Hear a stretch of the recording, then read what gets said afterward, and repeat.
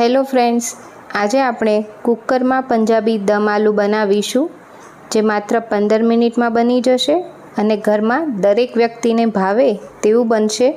તેના માટે અહીં મેં 6 નંગ જેટલા નાની સાઇઝના બટાકા લીધા છે. તેને છાલ કાઢીને પાણીમાં રાખ્યા હતા. હવે બટાકાને આ રીતે કાંટો ચમચીની મદદથી કે પછી ચપ્પા વડે થોડા કાણા પાડી લેવાના છે, જેથી મસાલો બટાકામાં અંદર સુધી જાય. અને આવી જ રીતે આપણે બધા જ બટાકા કાણા પાડીને તૈયાર કરી લઈશું. તો દમ આલુ ડાયરેક્ટ કુકરમાં જ આપણે બનાવીશું. તેના માટે મેં અહીં એક કુકરમાં 2 ચમચી તેલ લીધું છે, સાથે 1 ચમચી ઘી લેવાનું છે. ઘી તેલ સરસ ગરમ થાય એટલે તેમાં બટાકા લઈ લઈશું. તો બટાકાને પાણી નિતારી એકદમ સરસ કોરા કરીને લેવાના છે. હવે બટાકાને 2 થી 3 મિનિટ જેવું આ તેલમાં સાંતળી લેવાના છે અને બધી જ બાજુથી ફેરવતા જઈ બટાકા બ્રાઉન કલરના થાય ત્યાં સુધી તેને સાંતળીશું. બટાકા સરસ સંતળાઈ ગયા છે. હવે તેને એક અલગ વાસણમાં લઈ લેશું. આ રીતના બટાકાથી દમ આલુનો ટેસ્ટ બહુ જ સરસ આવશે. હવે એ જ ઘી તેલમાં અડધી ચમચી જીરું લઈશું.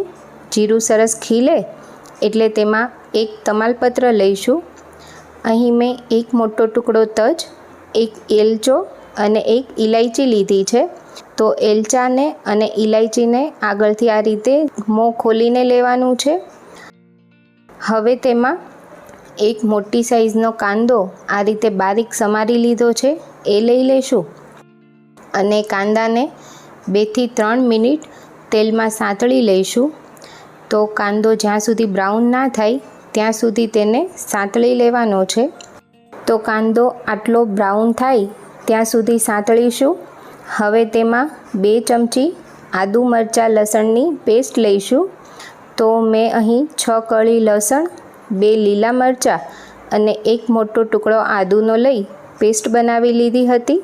હવે આ પેસ્ટને પણ કાંદા સાથે એકદમ વ્યવસ્થિત સાંતળી લેવાની છે. એ પછી તેમાં 5 ચમચી હળદર લઈશું.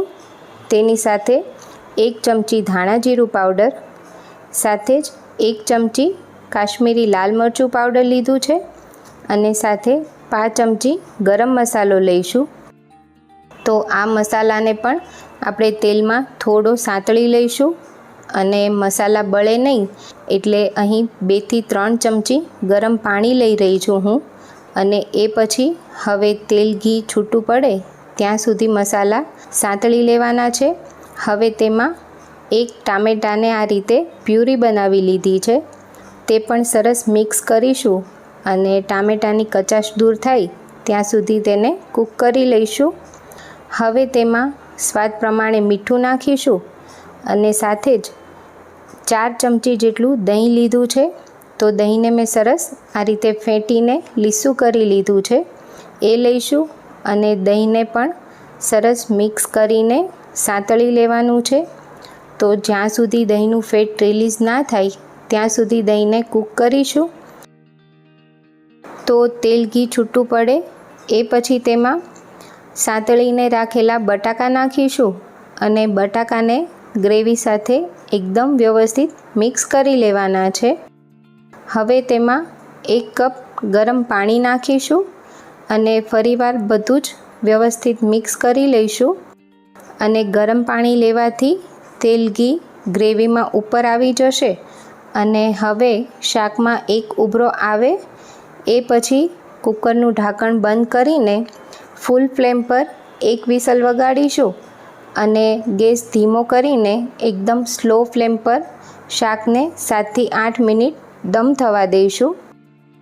એ પછી કુકર ખોલીને જોઈએ તો જોઈ શકાય છે તેલ ઘી સરસ છૂટું પણ પડી ગયું છે અને શાકની ગ્રેવી પણ પ્રોપર થઈ ગઈ છે.